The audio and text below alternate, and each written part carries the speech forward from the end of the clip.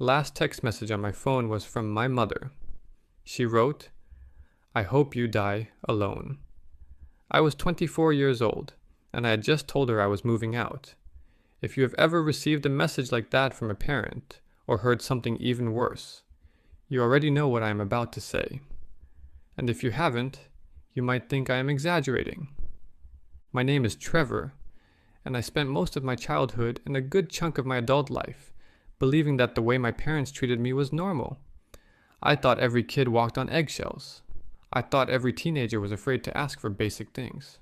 I thought every adult child still flinched when someone raised their voice. It took me meeting people with genuinely loving families to realize that my normal was actually toxic.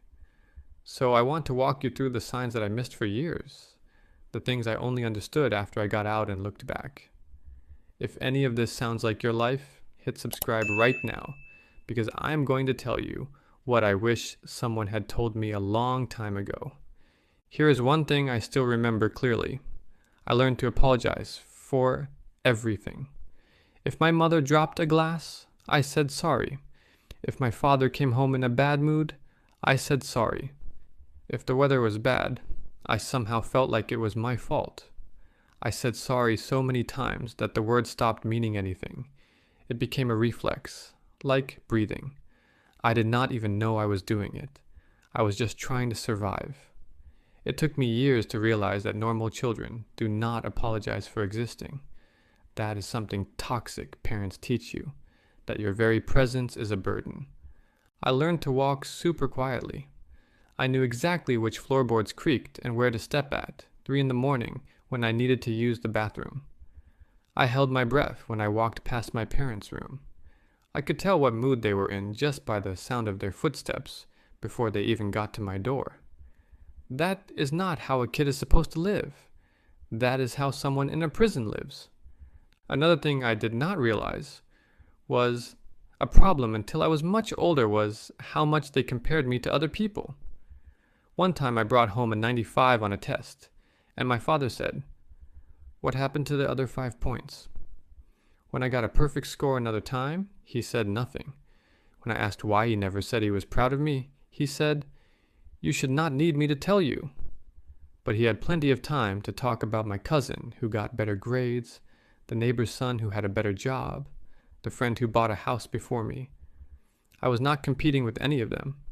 I was competing with some imaginary version of myself that did not exist.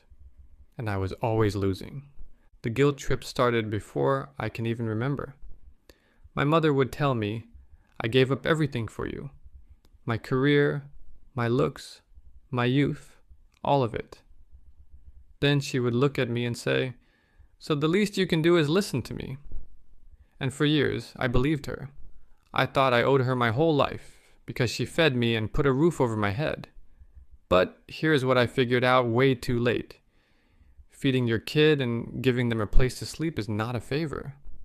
That is the bare minimum. Children do not ask to be born. You do not get a lifetime of debt just for doing the job you signed up for. Privacy did not exist in my house. My diary was not safe. My phone was not safe. My door did not have a lock, and for 2 years in high school, they took the door off completely. I changed clothes facing the wall, always scared someone would walk in. When I tried to tell my mother how that made me feel, she said, "You have nothing to hide unless you are doing something wrong." So I learned to hide everything, not because I was doing bad things, but because shame had become my constant shadow. When I finally tried to talk about the abuse, the yelling, the control, my parents looked at me and said, "That never happened. You are making it up." My mother even smiled once. She smiled and said, "Your brother does not believe you either." That smile told me everything. They were not confused or forgetful. They would rather rewrite my whole childhood than admit they hurt me. And the worst part is, I almost believed them. I started doubting my own memories. I thought, maybe I am too sensitive, maybe I am the problem. That is what gaslighting does. It makes you trust the person hurting you more than you trust yourself. That fear of standing up for myself followed me into adulthood. At work, I could not say no to extra shifts. In relationships, I apologized for everything, even stuff that was not my fault. When a friend raised their voice, even as a joke, I would freeze. My heart would race, and I would look for a way out. My body did not know the difference between a boss having a bad day and a father about to explode. That is the damage toxic parents leave behind. It does not go away when you move out. It lives in your shoulders, your stomach, your throat. It wakes you up at 3 in the morning for no reason. So what did I do? The first thing was accepting that they were never going to change. I stopped waiting for an apology that was never coming. I stopped explaining myself, hoping that this time they would finally understand. I accepted that they are who they are, and that has nothing to do with whether I am worth loving. If you are still living with toxic parents, I know how trapped you feel. The thing that saved me while I was still there was something called gray rocking. I became the most boring, unresponsive version of myself around them. I just said, okay, and you are right. And I will think about that. I stopped arguing and defending myself. I stopped giving them the emotional reactions they lived on. It was exhausting, and it was not a long-term fix, but it gave me enough peace to plan my way out. And I did get out. I saved every dollar I could. I took jobs I did not like. I rented a room in a shared apartment with strangers. I moved to a different city where no one knew my family. For the first year, I was lonely, broke, and scared all the time. But I was also free. I could eat breakfast without getting yelled at. I could wear what I wanted without getting shamed. I could close my door and know that no one would open it without knocking. Next, I started seeing a therapist.